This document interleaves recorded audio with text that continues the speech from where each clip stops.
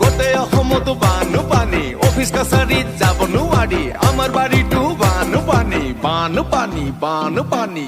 অপিতি মাৰু নিয়া ধূপ মাৰা দিন নামৰা লুকিয়াৱৈ বৃদ্ধি উঠ এ গোটে অসমতো বানু পানী স্কুল কলেজত যাব নোৱাৰি আমাৰ বাৰীটো বানু পানী বানু পানী বানু পানী গণেশগুৰি হাতীগাঁও 6 মাইল পাঞ্জাবাৰী অনিল নগৰ নবীন নগৰ ৰাজগড়ত বানপানী